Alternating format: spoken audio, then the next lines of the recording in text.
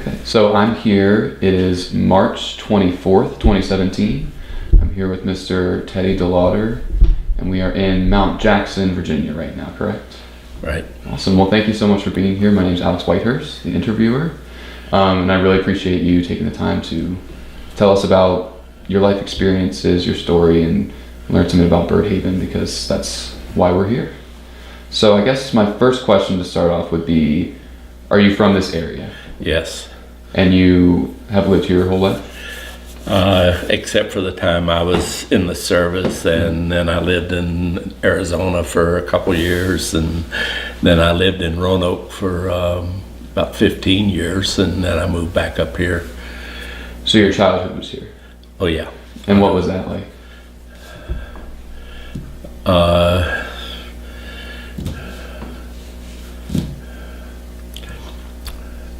Not very eventful. When I was a boy growing up, there wasn't anything around here like it is today. And on the weekends for fun, a couple of us boys would today they call it hiking. Then we just running away from home. We used to walk up to the top of the mountain, and we used to go down to the old Dodge place, and that was a place where Birdhaven stored toys that weren't sold. Basically, the toys that I remember were boats, very big boxes of boats. And we used to get those boats now and then and take them down to the creek and float them down the creek, down towards Stony Creek. And I don't know, maybe they're down at Chesapeake Bay now, I don't know. So these are miniature boats? Yeah, very, very, they were small. They were, I don't know, what's that? Maybe less than a foot long or thereabouts. And they had two different styles. One was like a barge, like it was just a square across the front and square across the back, and just straight on the sides. And then it had like a little pallet house, like right on the deck of the boat. And they had, as I remember, dowels in each corner. And then they had another one that was shaped more like a boat, a ship, where it was pointed in the front at the bow and then tapered back.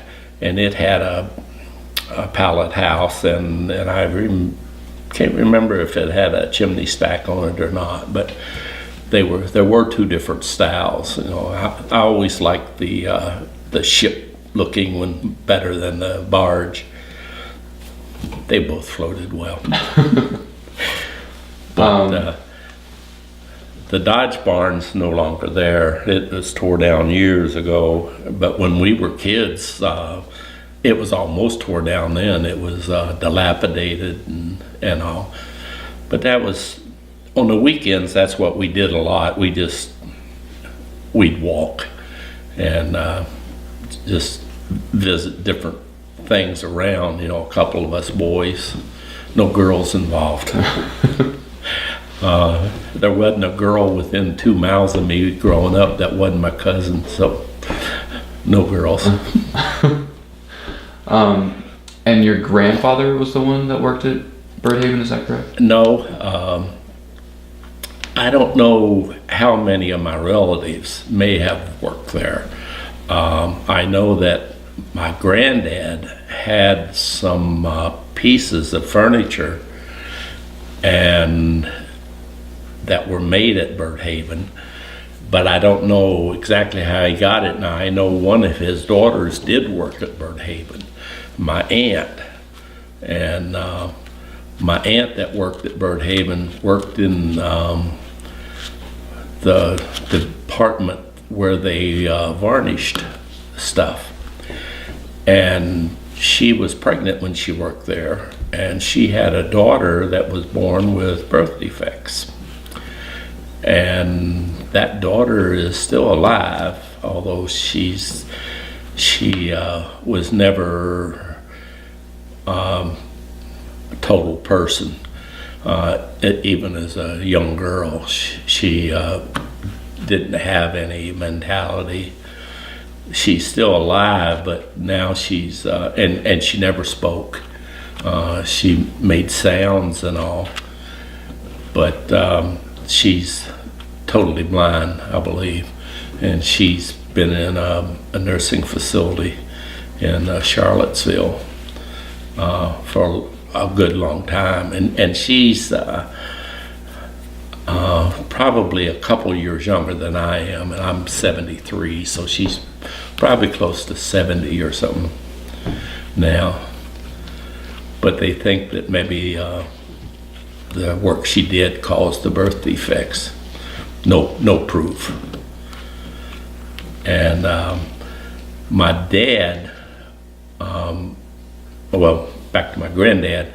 When my granddad, they had a sale, personal property, and granddad had a set of dishes from Shenandoah community workers, which is what Bird Haven was called. And it was like a 8 or 12 place setting of china and all kinds of things to go along with that, and teacups and saucers, and the auctioneer was going to sell it at one bulk piece, and so many people wanted to have a piece of that history because that's the only set I ever saw, and we talked them into selling it a piece at a time. And it bought a little bit more money than it would have if it had been sold bulk. And I know that to show you how silly some people can be, I've got a couple cracked teacups and cracked saucers, but I got them. And there was some, I don't know what they would call them, but they were little things that you put jam in with a little spoon. They weren't very big, something like that perhaps.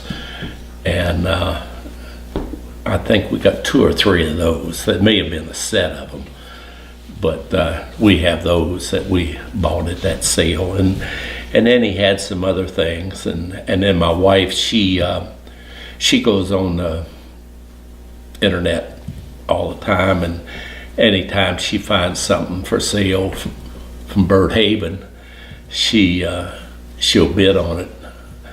As a matter of fact, one of you guys interviewed with some people in Orkney, and her mom worked at Bird Haven when she was, I don't know if she was even alive then, but her mom worked there, and she made puzzles.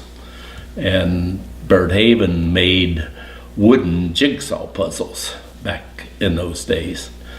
And my wife had a jigsaw puzzle from Bird Haven that she had bought someplace online.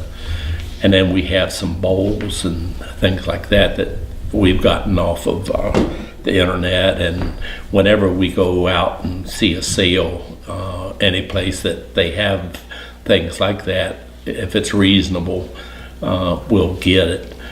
They didn't just make toys, although it was called the Toy Factory.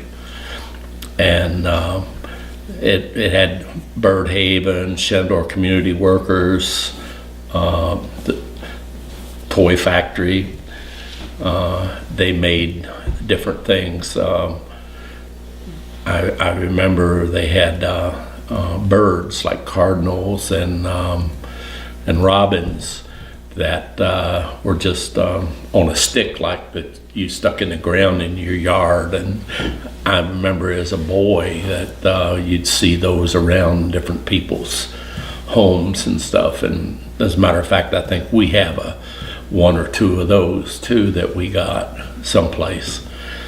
And my granddad had like a fold-up table, like and it was kind of dilapidated when we got it, but it was a memory of my granddad in Birdhaven, and we have that.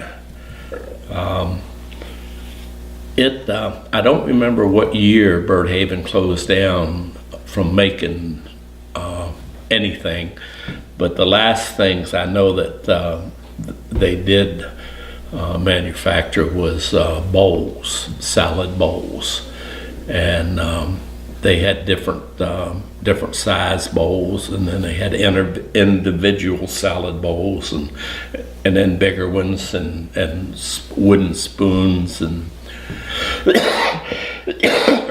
excuse me, and all. And one of the guys that worked there worked in the department. I say department, it was a small standalone cinder block building where they had 2 lathes in there, and he and another fella would make those bowls. And I remember as a kid going in there and watching them on the lathe, and it was fascinating to watch how artistic they could be with a lathe and all, and turning out the bowls, and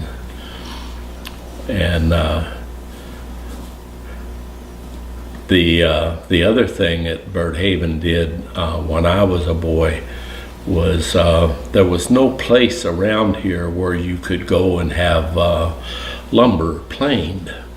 A lot of the old buildings and all around here, you would see the lumber in them would be rough lumber. It wasn't planed or anything. It was rough, just from the sawmill. And if you wanted it planed off, you had to go someplace to get it done. And I know that Birdhaven used to do that to some extent for people. I don't know to how much they were willing to do at one time, or how large of pieces you could do or anything, but I know I was about 12 or 13, and my dad was building a house, and I remember that we got some lumber planed then for the house that we built. And I say we because I dug a lot of the footers for it, and that's one of the other things they would do, just for the community. And there was a post office there at Birdhaven. As a matter of fact, I meant to look on my birth certificate. I think my birth certificate says I was born in Birdhaven. Really? Because that was the post office. Mm-hmm. And I can remember the mail carrier had a van, I wasn't called a van then, whatever they were called back then, multiple passenger vehicle. And that's what he used to go to town and get the mail and bring it back. And Mr. Will was his name. And he used to go down there to Birdhaven to the post office. And I don't know when they actually closed the post office at Birdhaven and then finally moved it to Bayse. But that's the address of it now. So you talked a lot about how the people around here are really interested in collecting the things from Birdhaven and buying them like online and at these estate sales and things. Do you know why there's so much interest in them? It's local. Mm-hmm. It's local stuff, and I guess back during the war, that time period, that was one of the places that stayed in business. And I hear a lot of people talking about the female of the family working there. So, like my aunt did, and then I know some other people. Their mothers work there, and also it's just it's local and of interest to people, and at least I think that's why. My wife is too young for her to remember Bird Haven, but she's still interested in the Bird Haven stuff. So whenever we get the opportunity, we'll buy a piece. And sometimes we don't even realize that's what it is until we get it and look at it. And sometimes they had a stamp of some type on the bottom. It may have been a paper label. Every now and then you'll see a metal type tag, and sometimes it's just burnt into the wood. Bird Haven. I don't know to what extent the Shenandoah community workers was, but I do know that like that china, that was actually the name on the china.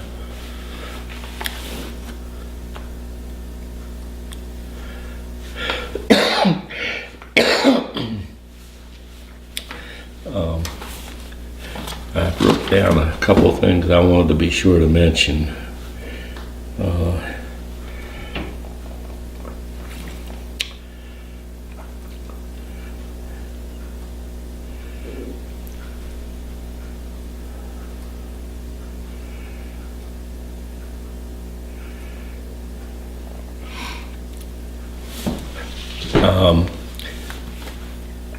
I don't know if you guys will be the ones that talk with a guy named Richard Barb. Richard's dad, Stuart Barb, was the fellow that ran the lathe. And Stuart is about 2 years older than I am. And if anyone remembers things firsthand, I believe it might be Richard, because he was a little older than me, and his dad worked there, and their home was adjacent to Bird Haven. And I don't know if it was on the Bird Haven property or not, but I know that you had to go past the toy factory to get to their house. That was the only access that they had. So it may have been part of Bird Haven proper, but Richard will probably know as much as anybody about the things.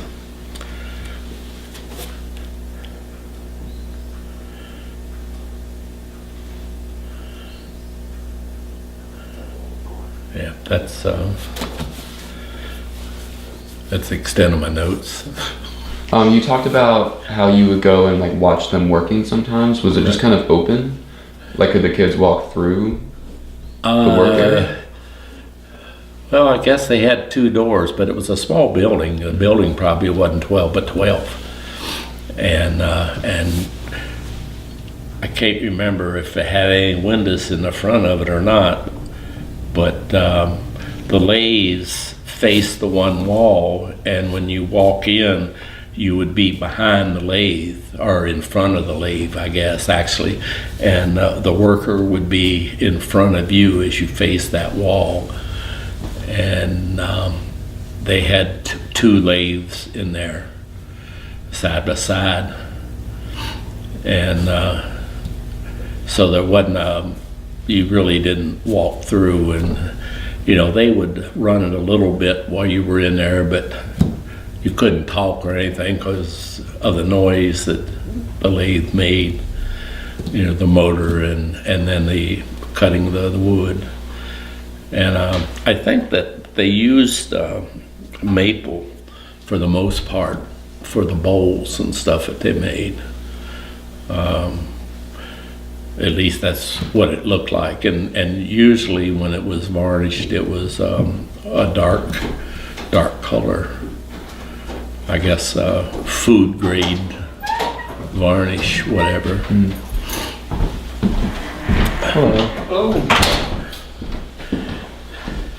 And is the building you're talking about the main building? You said that there was something. No. This was an auxiliary building.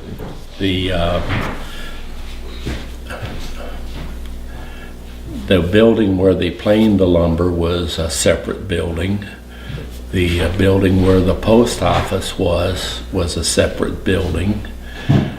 And the main building was another separate building, and that's where they made a lot of the other stuff. The one where the lathe was just one small standalone building, and they were all separated. They weren't adjoining in any way. They were doing some work over here. That's fine.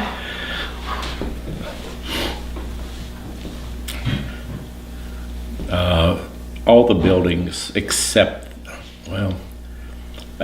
the one where the planer was and the one where the lathe was, those two were block. The others were frame, country style, weatherboarding type, wood siding. So block would be like a cinder block? Right. You're talking about? Okay. Do you know why, if there was any motivation for building them that way? That's just how they were.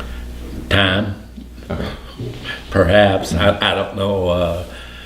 I do know that when I was younger, that Hepner Brothers at Mount Jackson was a large maker of concrete cement blocks, and it's possible that was it. And then the lathe where it was, there was a lot of shavings and all, which there was a possibility of sparks, and if it would catch, the building would go up pretty quick. So the fact that it was cinder block, it was less apt to happen. And the fact that Hepner Brothers was available, and made it easy to get the cinder blocks. That's possibly why they did it. I never heard a reason behind it, but those were the only ones that were not wood frame.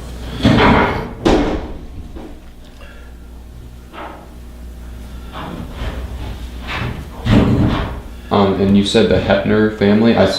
We were walking around before you got here. We saw that they're everywhere back here. Is that a big family in the area? In the area, yes.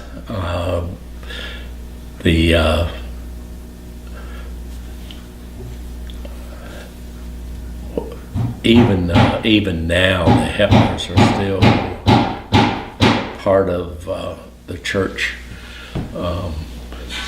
I know that the first person that was ever buried here at the church was buried in 1887, I believe, before the church was completed.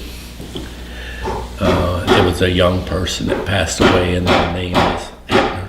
And they were buried at the very corner of the church out here. And then some members of the Hepners have been part of the church forever. I can't remember the actual founders of the church. I'm sure there was some Hepners in there, and in the main part of the church we have a a tree, and the trunk of the tree are the founders. All their names are on the trunk, and then all the members are leaves on the tree, and that's from the beginning of the church. And my wife, she's had a lot to do with that. She tries to keep that up with baptisms and everything, church members. That cemetery thing she's done, and she's in the process now of getting a thing out in the churchyard to show all the locations of all the graves and who's there, so that people visiting, can see. If they know the person's name, they can look on his list and find it. And then the church had its 100th anniversary in 1987, and she did a church history, and she's in the process of updating that now, because that's been a while. And I know when she and I first got together, she was living in Waynesboro and I was living in Roanoke, and I used to go to Waynesboro in the evenings after work, and we'd go to the library in Waynesboro, and she would get newspapers from this area, from a Library of Congress, sent to Waynesboro Library, and we'd go over to the library and look through microfiche at old newspapers and get out tidbits of history and things like that. And that was before we got married, and it was quite interesting to do that research, because in those days they published everything in the newspaper. You would almost call it a gossip column, but then it wasn't gossip, it was news. I read one article, my wife's family, her great-grandfather, said in the newspaper, said, anybody interested in any pigs? Mr. Lemmy, old Sal had 14 pigs or something like that. And it was actually an article in the newspaper about it. So anything was news back then. My kids pick on me all the time. Dad, when you were alive, it wasn't history. You were living it. So.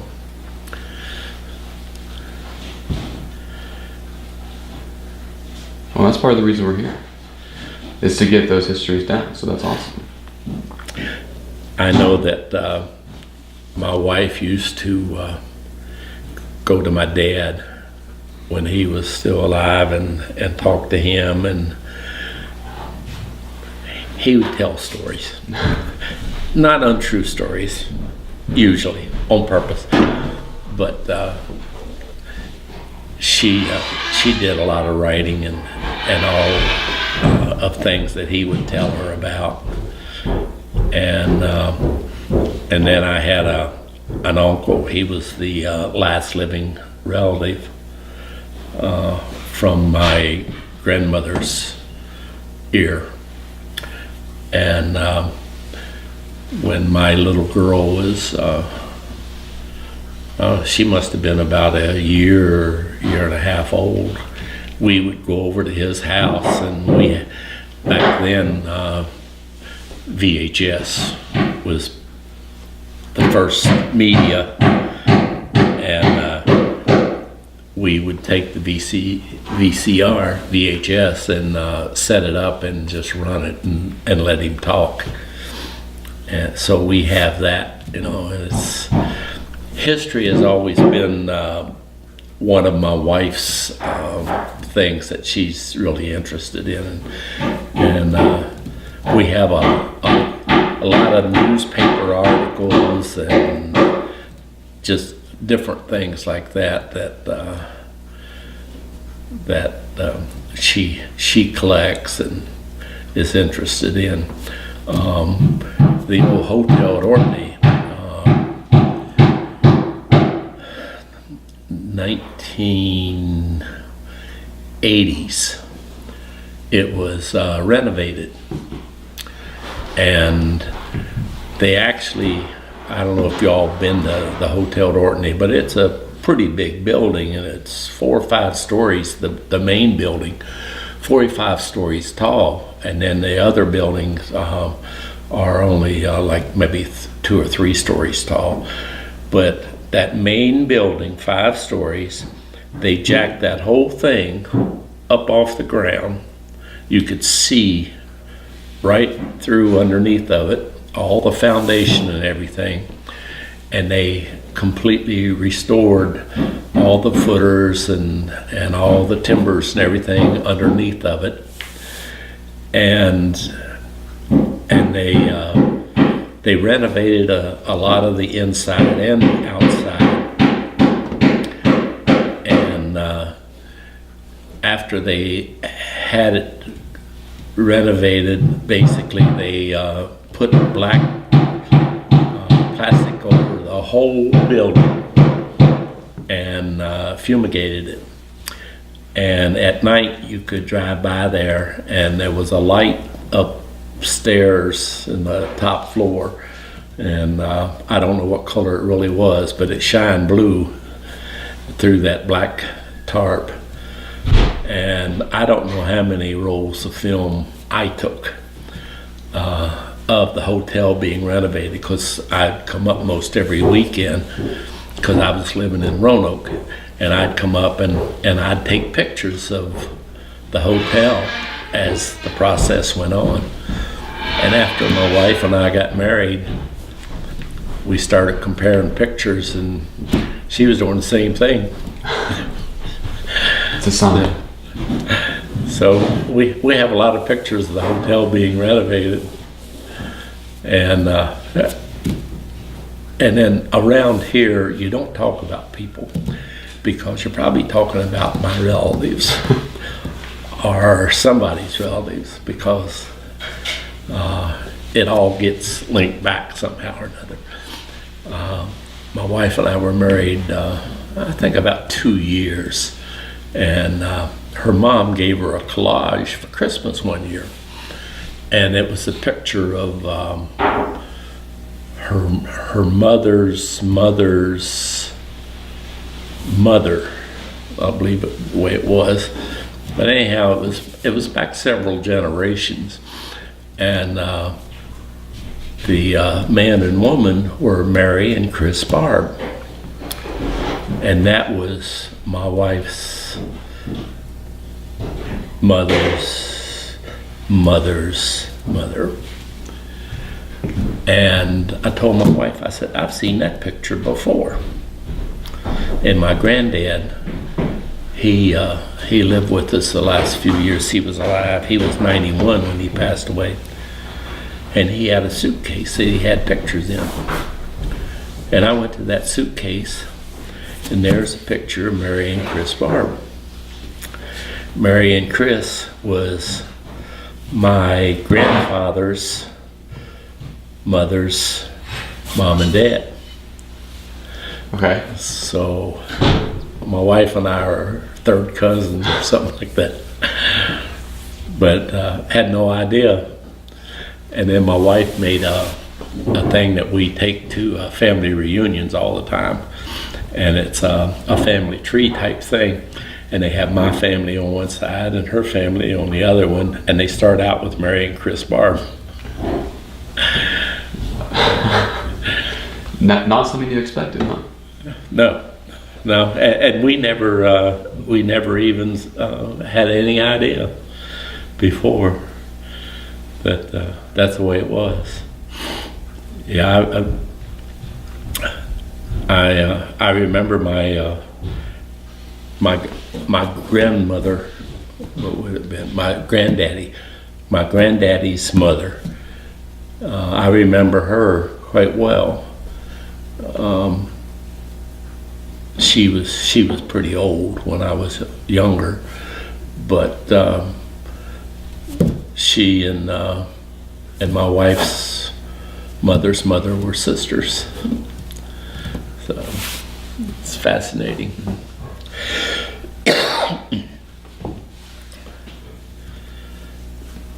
Is that something that happens a lot around here? Pardon? Is that something that happens a lot around here in this area, just because it's so enclosed? Yeah, small today.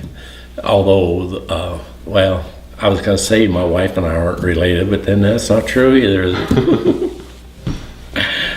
Yeah, it's what do they say, if you go back how many, 50 generations or something like that, we're all related. Mm-hmm. So you might be my cousin. Well, how would we know? I lived in Salem, Virginia for a while, and I had a mailbox. I lived in an apartment, but we had mailbox route. And this girl came over to me one day and she said, how do you spell your last name? And I told her, and they had misspelt it on the mailbox. And she said, I was wondering, she said, because that was my maiden name.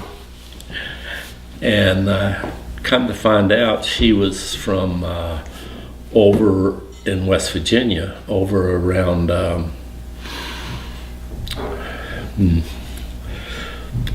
I don't know if it was Wardensville or Matthias. Matthias, West Virginia is just on the other side of the mountain. It's only like 5 miles from where my home is over to Matthias. But the mountain's in between us. And there's a lot of Delawders that lived on the mountain. My family was on this side of the mountain, and hers was on the other side of the mountain.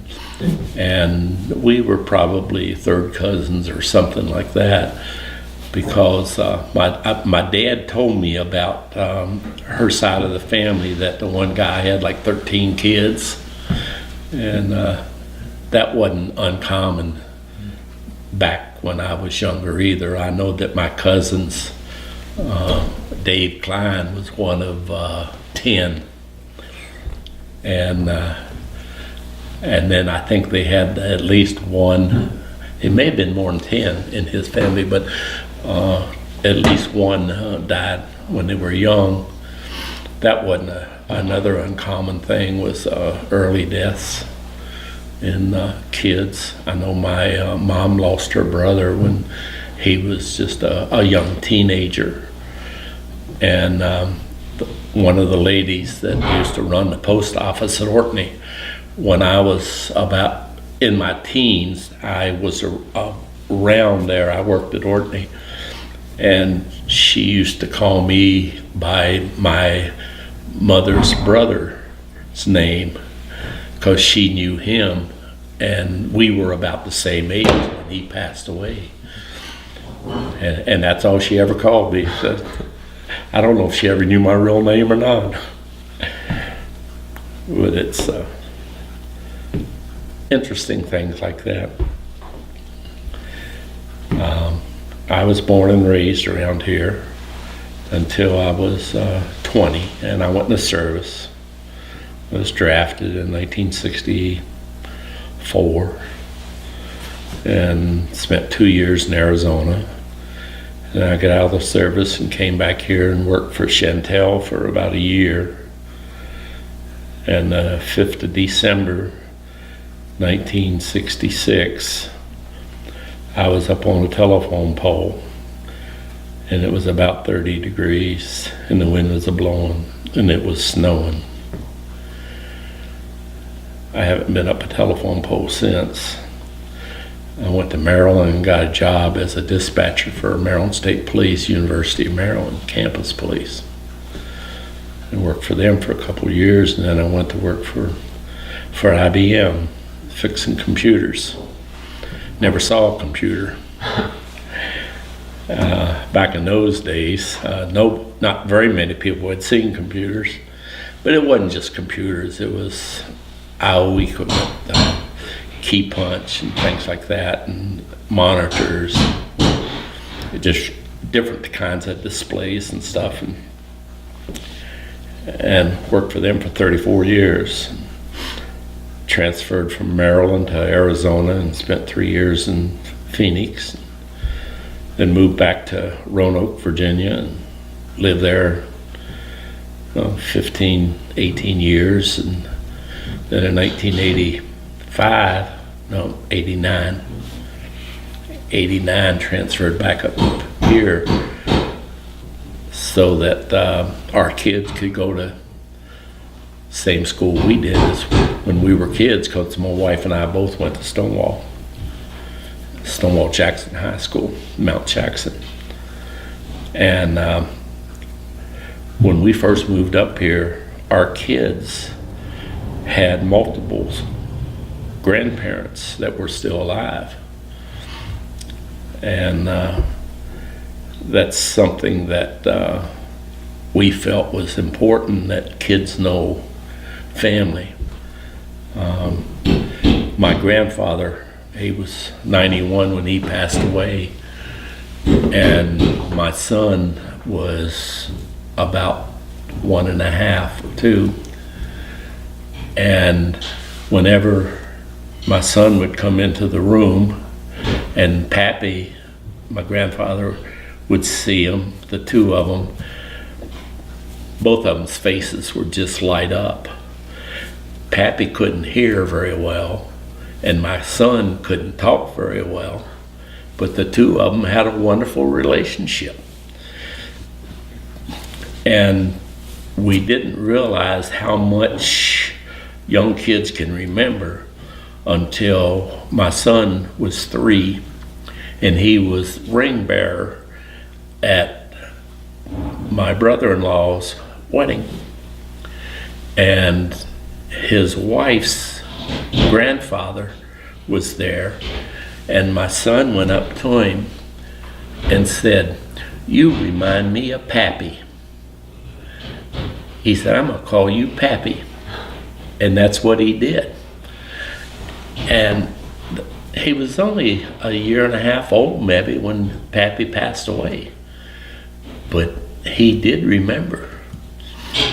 So, you know, people used to pick on us, my wife and I, because our kids, when they were teenagers, they're now 27 and 30, but when they were teenagers, in their early teens, had seen 48 states.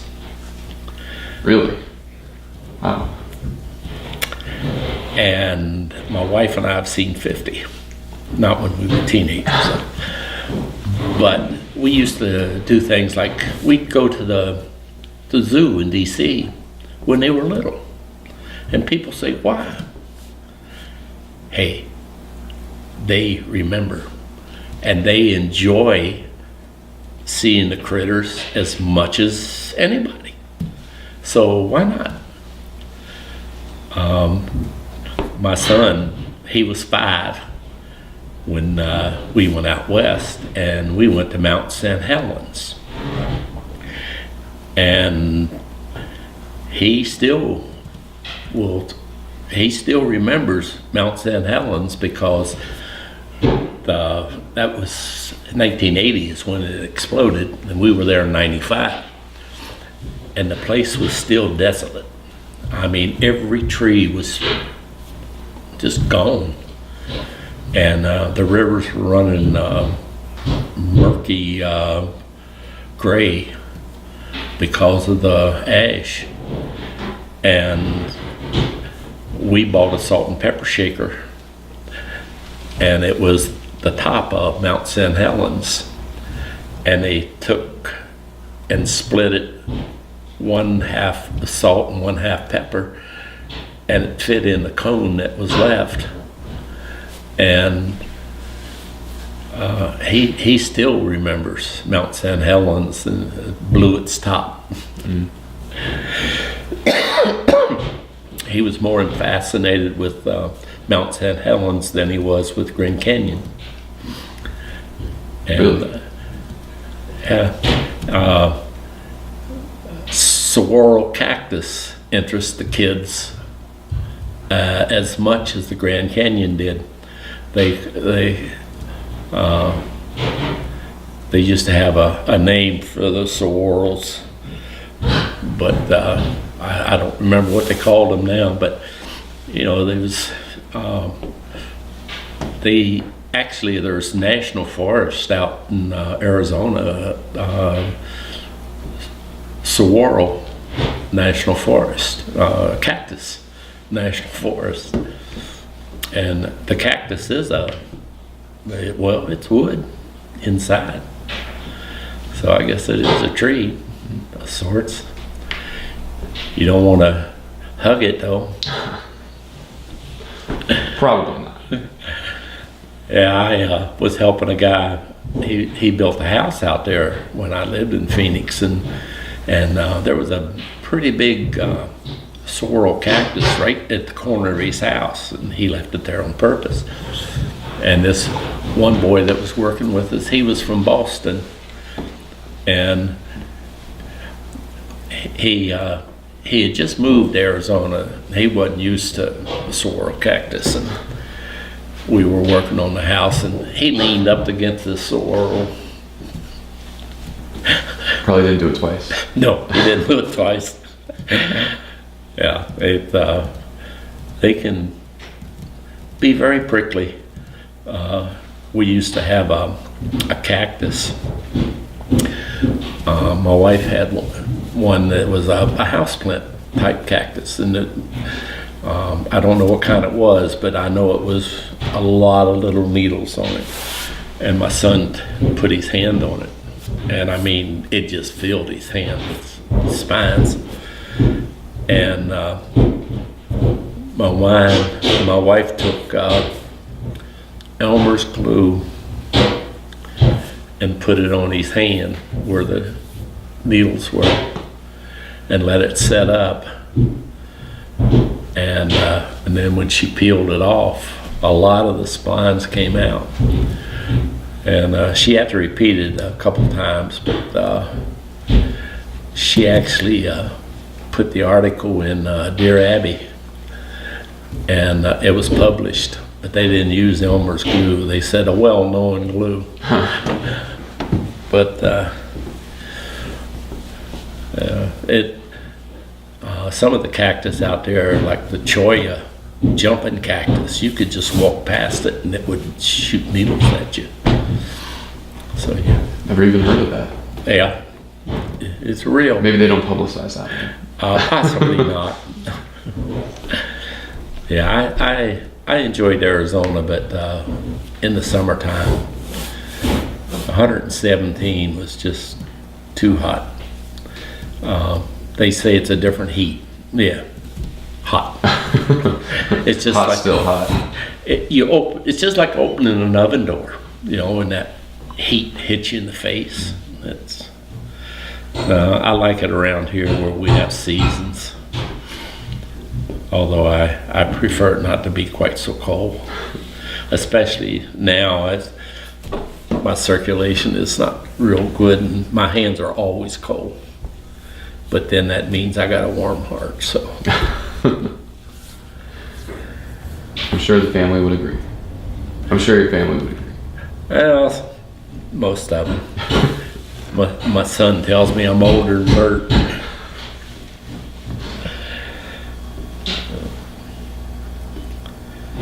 Yeah, my wife and I both enjoy living around here. It's home. We've been, like I said, we've been in 50 states, and the only state that we even considered was Oregon. And I guess it's because of the mountains and the trees and stuff in Oregon. But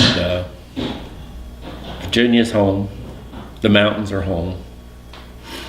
I've lived in Phoenix. I've lived in Maryland.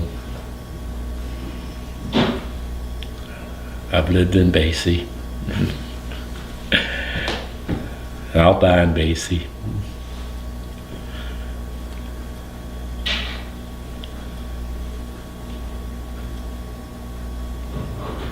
And we did some reading about Birdhaven before that we were going to conduct the interviews and everything. And one of the articles we had was talking about how the workers there had a very strong feeling about like being in this community and having the role of nature around them. Did you ever run into that with them, or do you remember ever hearing about that? Because like we don't know where that information's coming from. We just like have that impression of it, but from the time I was a boy, Birdhaven to me was a sanctuary for birds. I mean, that's the perception that I had, and it's rural, and I would agree that that was one of the things, is the people and the pride in the community. You know, I don't know that it's as strong today as it was then, but it's obvious that it's still there. You know, with the ski resort and everything, that's changed. It's changed the community. When I was a boy growing up, there were 60 families that lived in Bayse. I knew every one of them. I don't know if I know 60 families today. I probably do, but there's a lot more than that. And you know, the pride's still there.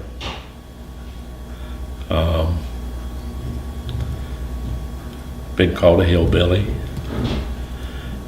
and that's okay.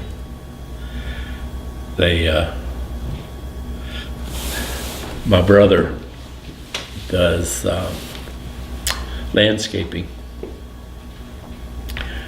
and people, he does tree removal and trimming and stuff like that as well, and he plants flowers and bushes and trees and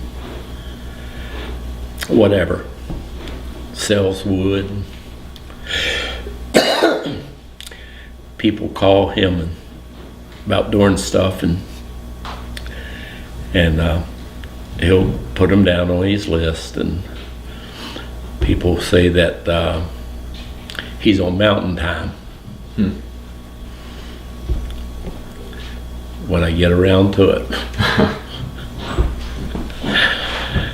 And a lot of times that's kind of the way things are. It used to be that you didn't interfere with his hunting season. That was more important than planting a tree. But he does good work, and people are willing to wait for him, and he's reasonable. So, yeah, I'm one of 6, and I have cousins that were 6, 7, 8 in the family. I've got 2 kids right now. That's more of the family size today than 6. Of course, back then you didn't worry about where you're going to get the money to feed them. We grew most everything we used around here anyway. And we still we still can vegetables in the summertime. My dad always had a big garden, and he sold vegetables.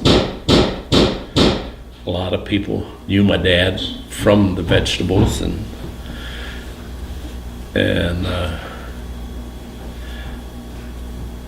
my daughter, she worked for the radio station in Winchester, and she would visit different companies and all around here in the valley, and she was always running into somebody that knew the family. And that's what makes it worth living around here. Yeah, I went to Madison College, 1962, 63. So I lived in Harrisonburg. I'd rather live back here on the hill.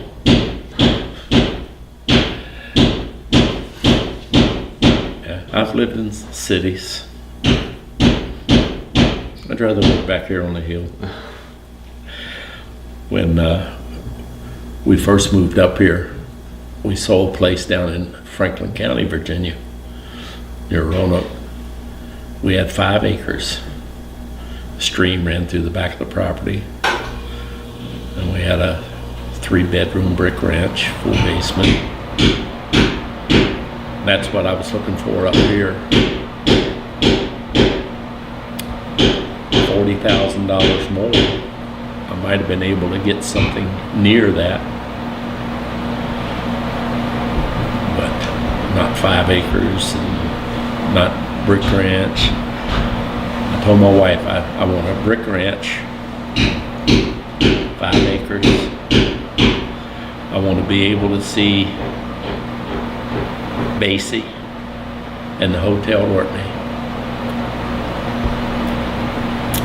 I can see the Hotel Orkney. Can't see Bayse. Don't have 5 acres. But I like it where we are. I do see the Hotel Orkney. I can, especially this time of year when leaves are off the trees. I said, this is where I'll be until I'm out here. My wife and I have a plot out here in the graveyard. So I'll always live in the mountains.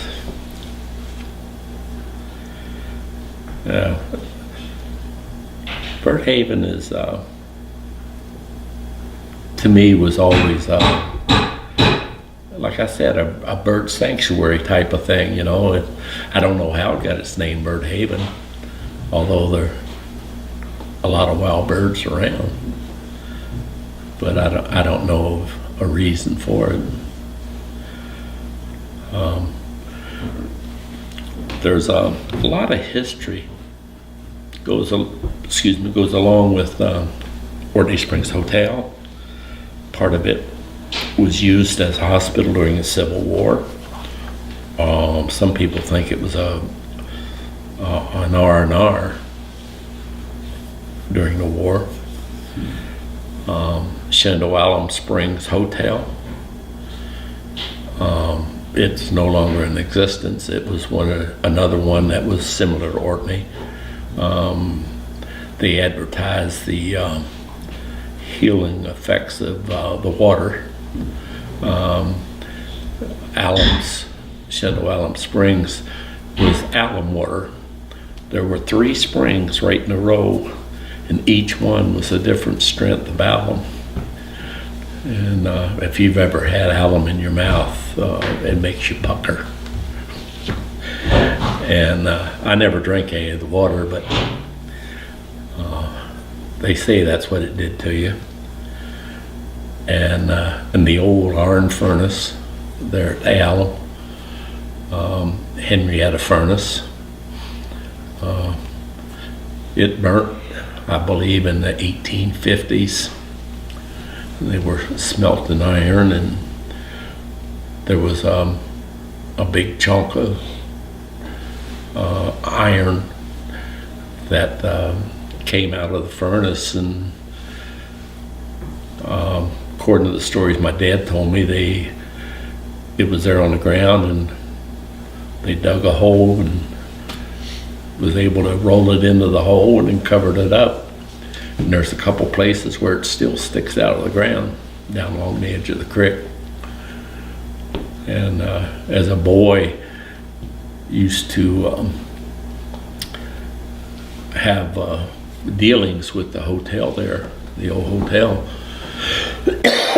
My dad had worked there when he was younger, and the fields around there are filled with slag from the old furnace, and it looks like glass, obsidian, and different colors, black and blue, and my wife and I have done some exploring around different furnaces, and depending on the type of ground in the areas that they mined the ore, on what kind of rock came out of it.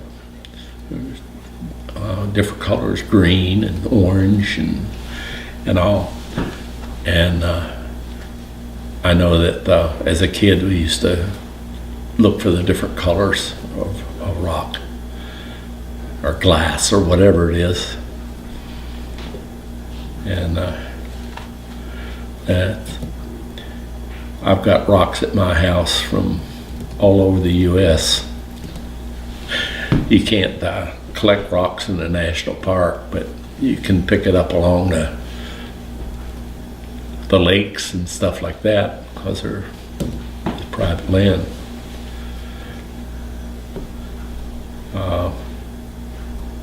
Interesting thing about this area is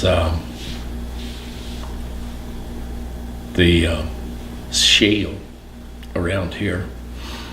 A lot of fossils, and as a boy we used to dig in the banks and find all these fossils of critters. We had no idea what they were.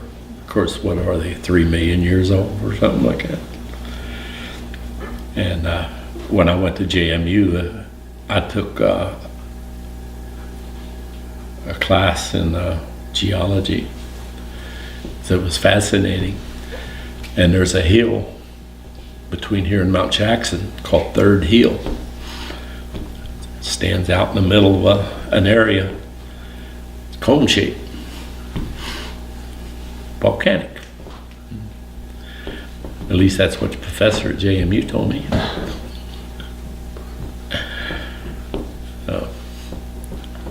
Well, and we always believe the professors, right?